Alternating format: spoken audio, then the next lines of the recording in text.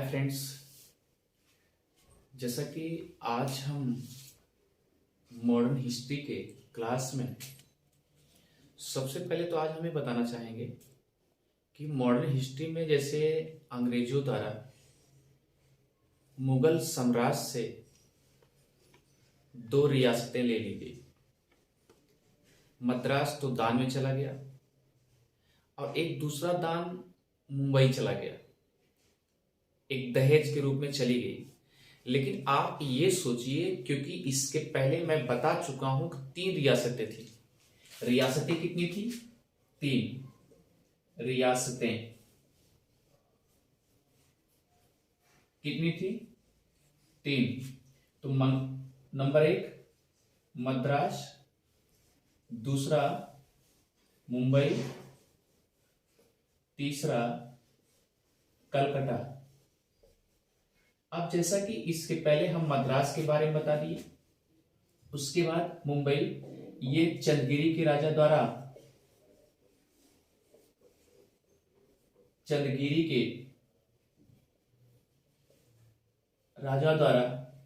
दान में दे दी गई। और मुंबई भी पुर्तगाली ने चार्ल्स द्वितीय को दे दिया।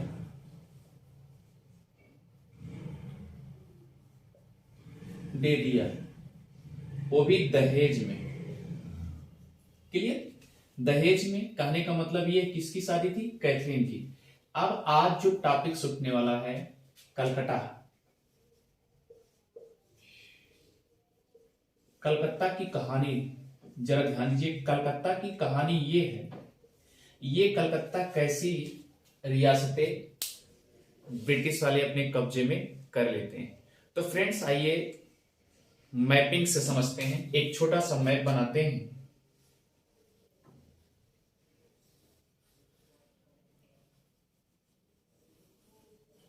एक छोटा सा मैप है।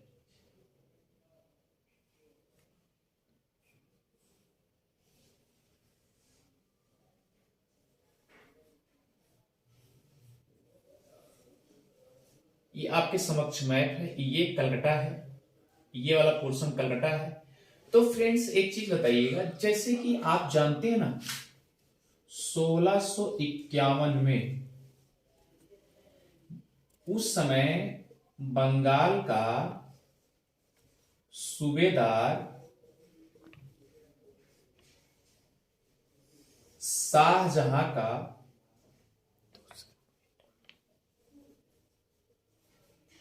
द्वितीय पुत्र शाह सुजा जी थे।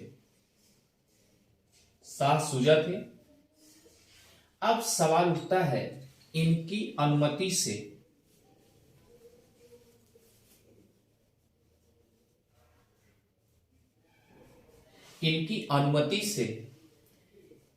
बंगाल अंग्रेजों को मिल गई थी।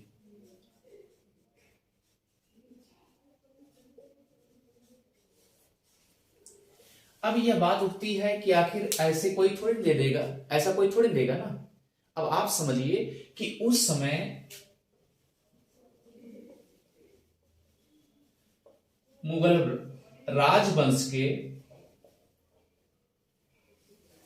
एक स्त्री थी,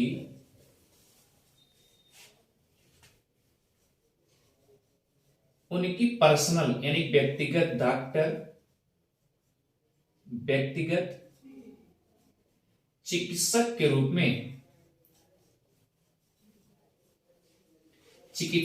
रूप में जिनका नाम था बॉर्टन। यह अंग्रेज महिला थी जिनका नाम था बॉर्टन। ये इन्होंने क्या किया, उस स्त्री को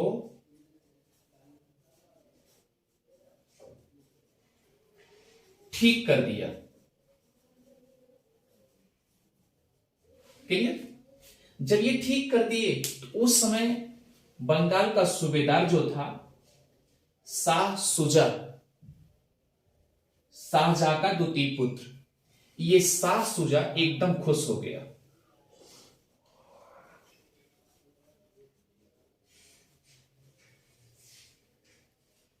एकदम खुश हो गया। अब आप अंदाजा लगाइए, जब ये एकदम खुश हो गया तो भाई दान तो लुटाएगा ना, तो दान दे दिया। कहा ऐसा है, आप ध्यान दीजिएगा, शाह सुजा ने एकदम खुश हो गया तो उन्होंने बंगाल को दे दिया। और याद रखिए, उस समय जब बंगाल को दिए तो ये भी बताया कि पटना और उड़ीसा के जो क्षेत्र हैं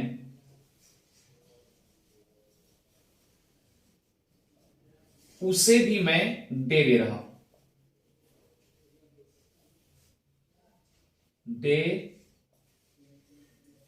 दे रहा हूं, लेकिन उसके बदले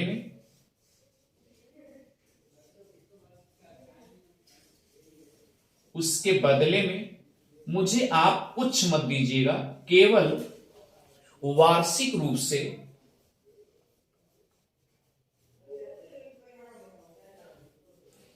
3,000 रुपया मुझे दे दीजिएगा।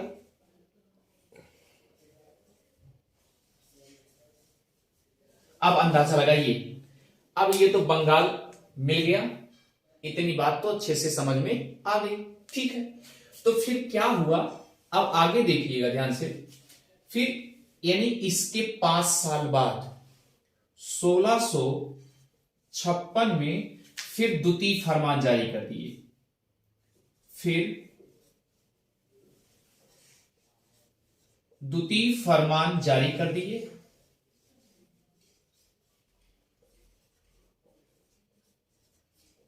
जब द्वितीय फरमान जारी किए तो उसमें कहे ऐसा है, हम आपको जो पटना उड़ीसा ये सब दिए हैं, ये क्षेत्र आप वहां फैक्ट्री डाल सकते हैं, ठीक है।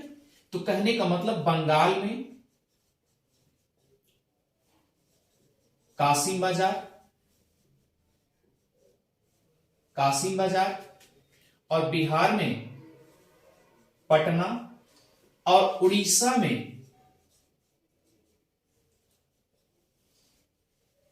बालासोर, इन एरिया में आप अपनी फैक्ट्री डाल सकते हैं। इन्होंने अनुमति दे दी है, अपनी फैक्ट्री डाल सकते हैं। अब भैया ये तो क्लियर हो गया ना, ये तो बंगाल की अभी सिचुएशन 1651 की है, इतनी बात समझ में आ गई, ठीक है।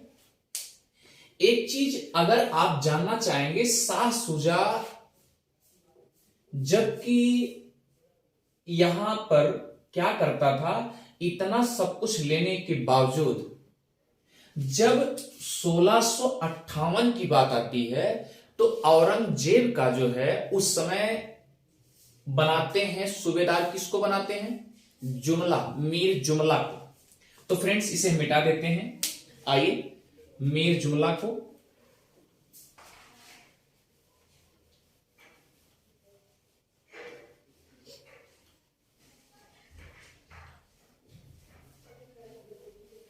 तो फ्रेंड्स आइए चलते हैं 1658 में। अब एक बात याद रखिएगा, जैसे हमने ये बता दिया कि 1651 में उन्होंने क्या किया था, एक मुगल वंश की एक लेडीज थी, उस लेडीज की तबीयत खराब हुई, उन्होंने क्या किया, बॉटन नाम की जो स्त्री थी, चिकित्सक थी परमानेंट, उन्होंने इलाज किया। इलाज करने के बाद वहां का शाह सुजा एकदम खुश हो गया, प्रसन्नचित हो गया, और प्रसन्नचित होने के बाद क्या किया, ये बंगाल पूरा पटना उड़ीसा अपना क्षेत्र सौंप दिया। अब आइए फ्रेंड आगे देखिए, 1658 में औरंगजेब जो है, याद रखिए फ्रेंड्स, औरंगजेब ने बंगाल का सूबेदार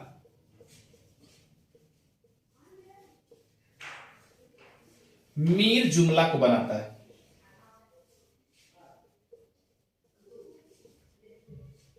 मीर जुमला को बनाता है। अब भैया ये मीर जुमला आया, इसके पहले तो कुछ क्या किया था, शाह सुजा ने छूट दिया था। लेकिन मीर जुमला ने यहां तक कर दिया, इतना जबरदस्त टाइट कर दिया, प्रशासन टाइट कर दिया कि हम टैक्स के रूप में लेंगे। इस तरीके से उन्होंने क्या किया, एकदम समझिए कि व्यापार एकदम कठोर प्रतिबंध लगा दिया। अब आप समझिए कठोर प्रतिबंध जब लगा देगा तो स्वाभाविक सी बात, अंग्रेज एकदम बेचारे टाइट हो जाएंगे, डिस्टर्ब हो जाएंगे, परेशान हो जाएंगे। तो हुआ क्या कंडीशन, ये मीर जुमला ने व्यापार पर कठोर प्रतिबंध लगा दिए। अब सुनिए भैया, जब एक कठोर प्रतिबंध लगा दिया तो हुआ क्या, 1658 से लेकर के 63 तक यह व्यापार एकदम ठप रहा। क्लियर? इतना फ्रेंड्स अच्छे से समझ में आ गई होगी बात, ठीक है। अब यहां तक क्या हुआ, यानी ठप रहा, तो अंग्रेजों के लिए दिक्कत होगी कि नहीं होगी, अंग्रेजों के लिए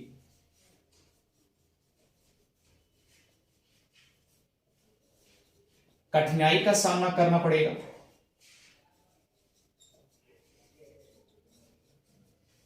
अब दिमाग लगाइए कि अगर अंग्रेजों के लिए कठिनाई शुरू होगी तो कुछ न कुछ इनके मन में खुरापात चलेगा, क्योंकि इसके पहले प्रेसिडेंट फ्री मिल चुकी है और यहां पर कठिनाई शुरू हो गई। तो याद रखिए फ्रेंड्स, अब आते हैं 1672 में, इसको मिटाते हैं, जरा इधर देखिए। 1672 में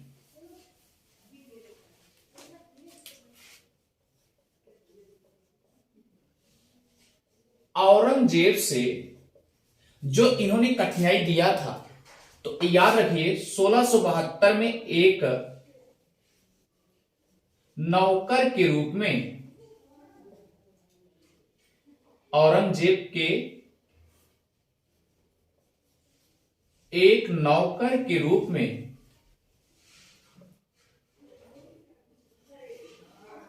शाइस्ता खां नाम का व्यक्ति था,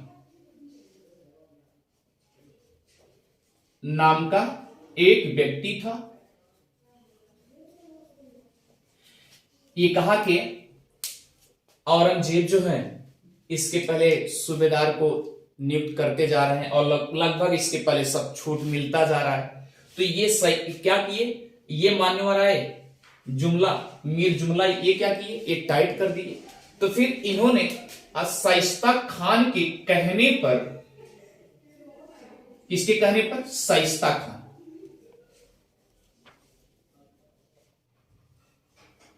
खान के कहने पर जो यहां पर व्यापार में कठोर प्रतिबंध लगा था, जो व्यापार में कठोर प्रतिबंध लगा था, वह सरल कर दिया गया, यानी छूट दे दी गई, वह छूट में बदल गई। जब छूट में बदल गई तो क्या होगा, बंगाल और पटना और ओडिशा, यहां पर ध्यान लीजिएगा, बंगाल और पटना और ओडिशा यहां पर फैक्ट्री के रूप में कार्य करने लगेगी। एक चीज और ध्यान दीजिएगा, जैसा कि आप जानते हैं ना, इसके पहले डच वाले भी कासिम बाजार में रेशम चक्री, चीनी, इन सब का व्यापार के लिए फैक्ट्री बनाई गई थी, ये भी ध्यान दीजिएगा। तो फ्रेंड्स आइए चलते हैं, आगे बढ़ते हैं। तो हुआ क्या, यहां पर फैक्ट्री के रूप में इनको मिल गया। अब चलिए आगे चलते हैं, 72 के बाद 80 चलते हैं, यानी 1680 की बात आती है।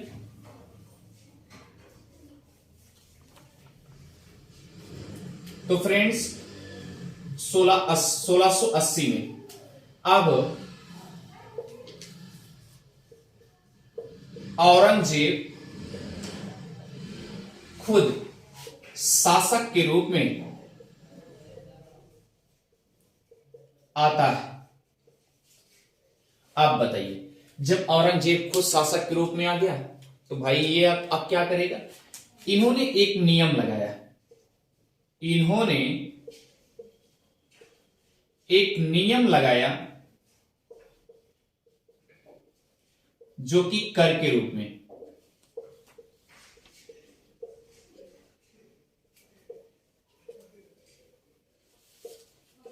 अब वह कर क्या है, सवाल उठता है कि वह कर क्या है। वह कर जजिया कर।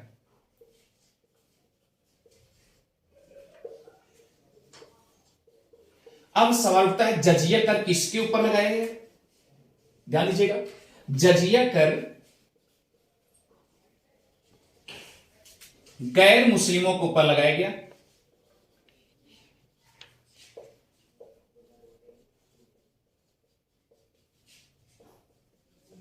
अब गैर मुस्लिम में विशेष रूप से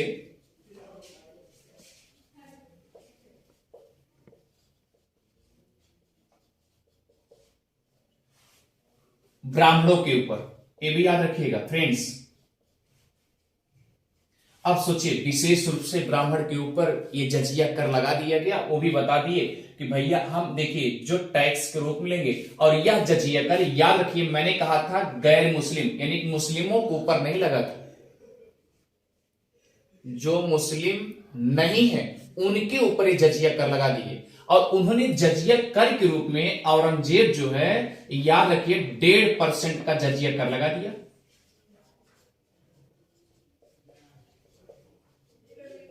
अब सोचिए, अगर 1.5% जजिया कर लगा दिए तो स्वाभाविक सी बात कहां, बंगाल में, यानी जो एरिया मिला था उस एरिया में उनको जजिया कर लगा दिए गए। तो फ्रेंड्स आगे बढ़ते हैं। अब अगर ये जजिया कर लग गया तो आप समझ सकते हैं ना, और उसी समय इस बंगाल में जोर पकड़ लिया बंगाल, क्योंकि इसके पहले प्रेसिडेंसी मद्रास और मुंबई जा चुकी थी। बंगाल में, कहने का मतलब कलकत्ता में अब घमासान मचने वाला है। तो याद रखिए फ्रेंड्स, हुआ क्या, कलकत्ता में उस समय, कलकत्ता में उस समय मुगल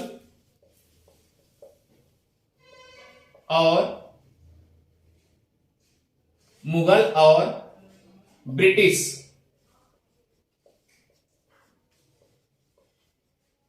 दोनों, यानी क्या हुए, एक दूसरे के बीच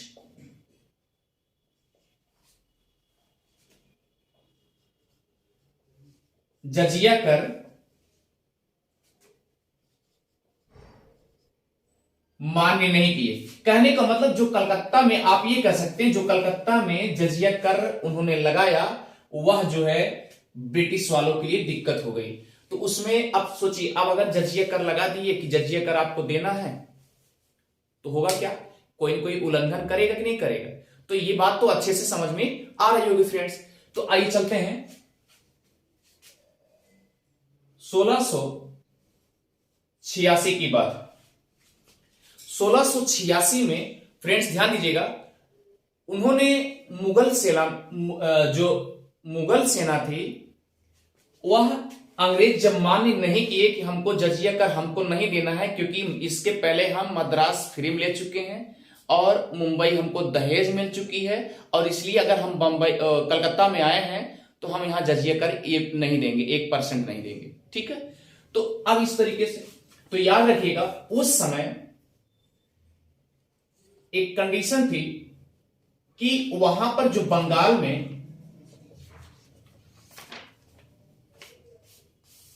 बंगाल में जजिया कर न देने पर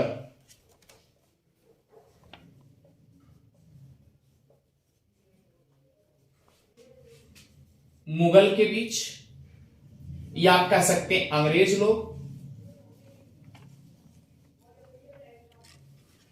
जो थाना, चौकी और जो भी मकान थे उन्होंने तोड़फोड़ डाला। क्लियर? तोड़फोड़ डाले, और जब तोड़फोड़ डाले तो हुआ क्या कंडीशन, तो ये बात क्या करेंगे, अब औरंगजेब के पास पहुंचेगी बात, क्योंकि भाई शासक है। क्लियर? अब इतना दिमाग लगाइए कि औरंगजेब के पास जब ये पहुंचेगी बात तो होगा क्या, तो औरंगजेब डायरेक्ट ने कहा कि नहीं ऐसा करो, सबको निकाल दो, जितनी जल्दी हो सके निकाल दो। तो औरंगजेब ने बाहर करने के लिए, औरंगजेब ने कहा कि अभी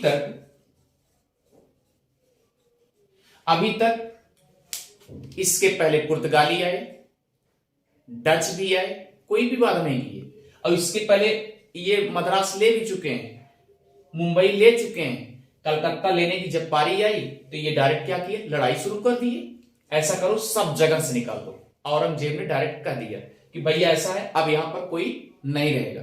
तो हुआ क्या, यानी सूरत, ये मुंबई और मद्रास, ये सब जितने जहां जहां बालासोर, जहां जहां प्लेस था कलकत्ता में, जो भी निवास स्थल था, सब पूरा सबको, जितना कहने का मतलब जितने ब्रिटिशर थे सबको निकाल के खदेड़ दिया गया।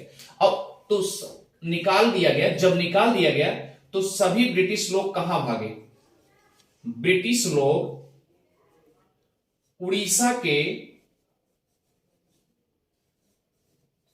पूर्वी तट पर फ्रेंड्स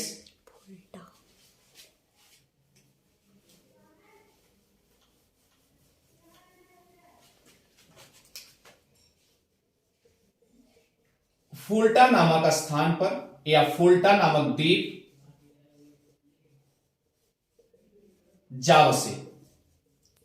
लेकिन एक याद रखिएगा, फुल्टा नामक द्वीप पर जैसे पहुंचे,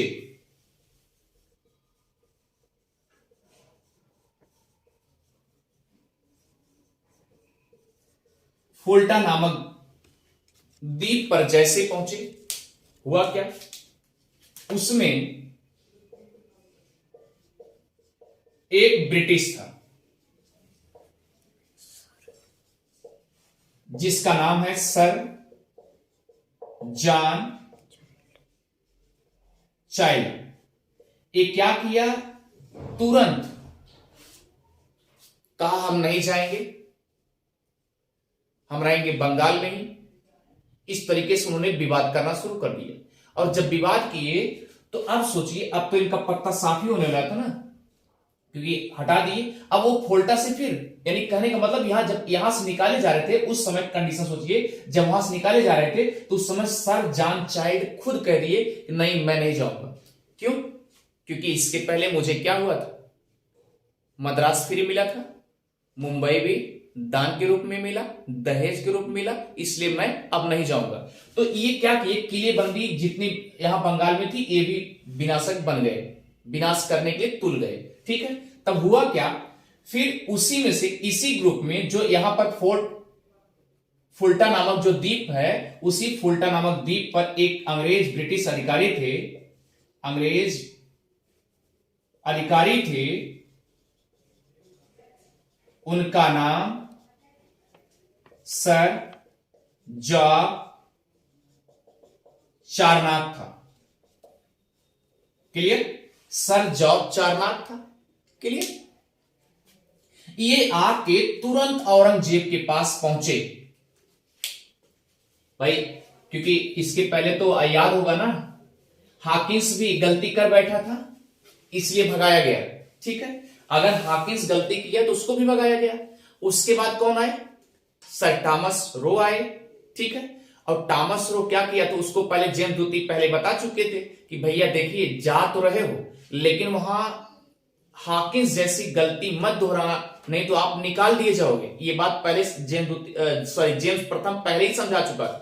ये बात तो सुना रही, तो याद रखिए जेम्स प्रथम पहले समझा चुका था, और ये बात उनके दिमाग में आ गई कि अगर अब इस समय हम चिरौरी विनती नहीं कर लेते, किसी से हम रिक्वेस्ट उनसे नहीं कर लेंगे, अर्थात कहने का मतलब जब तक हम औरंगजेब से रिक्वेस्ट नहीं कर लेंगे हो सकता है हमारा पत्ता साफ ही हो जाए।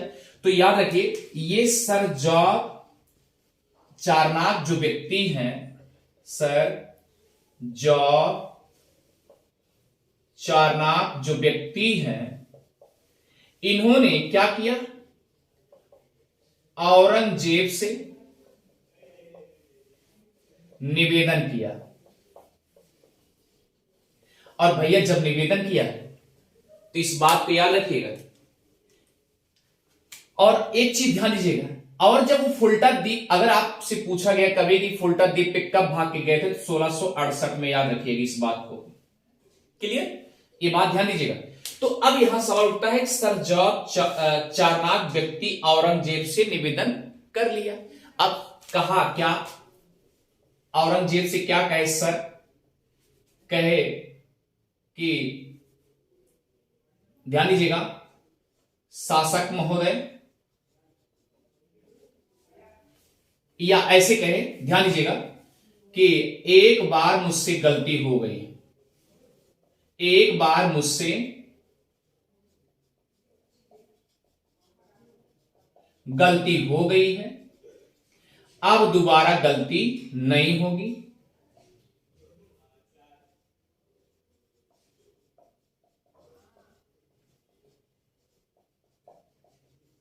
इस तरीके से कहा।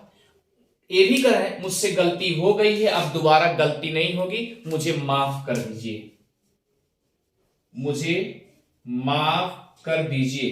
ये किसने कहा, सर जॉर्ज चारनाक ने ये बात कह दी। ठीक है, उसके बाद औरंगजेब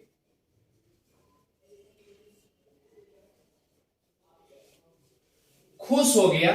अब खुश होने के बाद, लेकिन हां इतनी बात कह दिया, जब मुझे माफ कर दीजिए, और इसके बाद यह भी कहा कि अब जिन्होंने गलती किया, हमारे जितने अधिकारी हैं, जितने सैनिक हैं, जिन्होंने कुछ गलती किया, उसको माफ कर दीजिए। अगर कहिए तो हम उनको निकाल देंगे अपने कमेटी से, अपने ग्रुप से हम निकाल देते हैं, उनको हटा देते हैं। ठीक, अगर आप इजाजत दे दे तो ठीक है। लेकिन इतने कहते हुए तब तक औरंगजेब कहा, कोई बात नहीं, आप आइए, आप अपना जिस तरीके से फैक्ट्री चला रहे थे अपना चलाइए, मुझे कोई दिक्कत नहीं है। ठीक है, औरंगजेब खुश हो गया। और उसके बाद, लेकिन खुश होने के साथ साथ इनके ऊपर जुर्माना भी लगा दिए। कहने का मतलब गलती तो ये नहीं किए थे, लेकिन माफी मांगने गए थे, तो माफी मांगने गए इन्हीं से बताएंगे ना। तो बोले क्या, औरंगजेब क्या बोले, ध्यान दीजिएगा, औरंगजेब कहे मुझे 1.5 लाख रुपया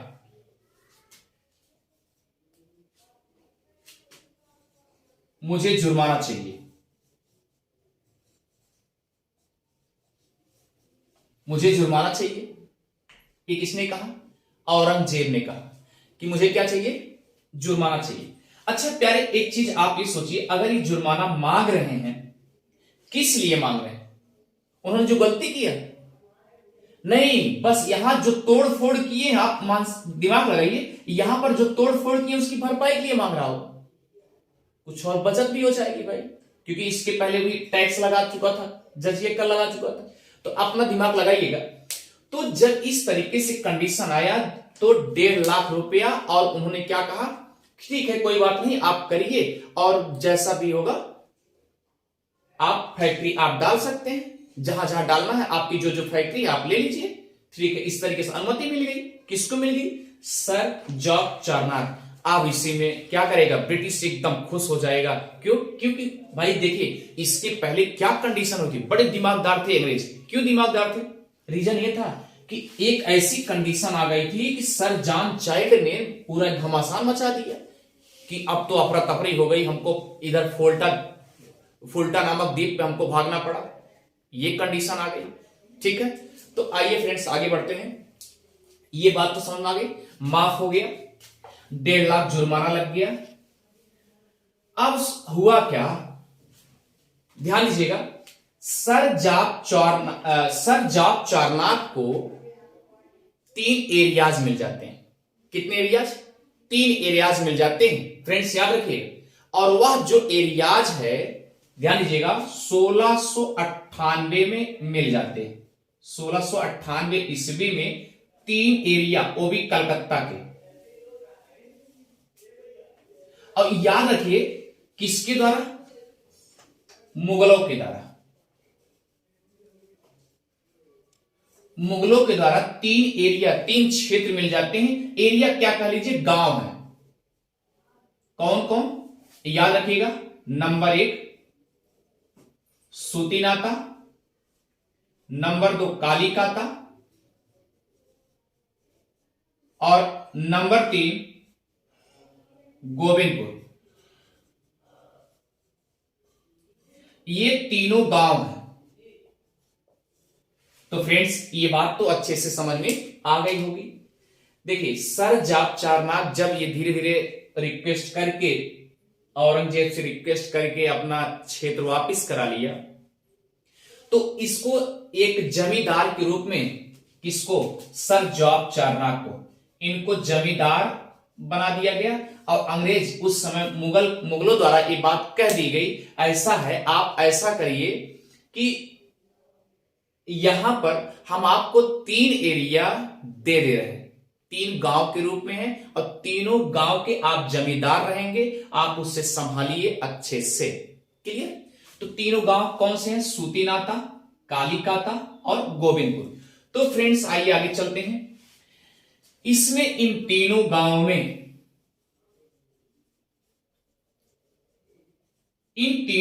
में, कालीकाता सबसे बड़ा गांव था। क्लियर? तो जब ये सबसे बड़ा गांव था तो उसमें सर चारनाक महोदय क्या किए, जरा ध्यान दीजिएगा। बड़ा होने के कारण इन्होंने क्या किया, 1700 में, यानी ईस्वी 1700 में इस कालीकाता का नाम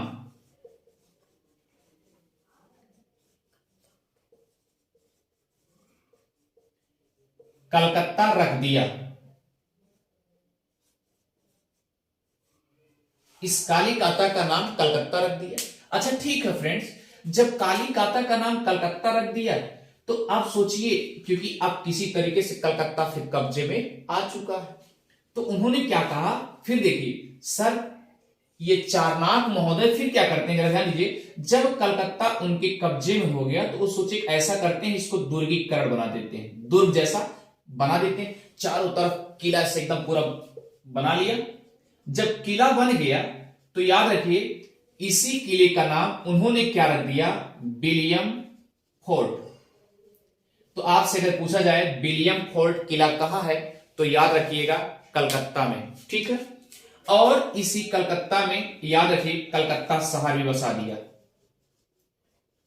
कलकत्ता शहर भी बसा दिया। अब भैया कलकत्ता, कालीकाता जो गांव था उस शहर जैसा बन गया। अब इतना ध्यान दीजिए, जो ये कलकत्ता शहर बस गया और विलियम फोर्ट, ठीक है, इसके अब कोई न कोई चीफ होंगे कि नहीं होंगे? चीफ भी होना चाहिए। ठीक है, एक तो दुर्ग बन गया, सॉरी किला बन गया, किला का नाम भी विलियम फोर्ट रख दिया गया, और दूसरी बात कलकत्ता शहर भी बन गया, तो उसको गवर्निंग करने के लिए कोई होना चाहिए ना। तो गवर्निंग करने के लिए गवर्नर के रूप में याद रखिएगा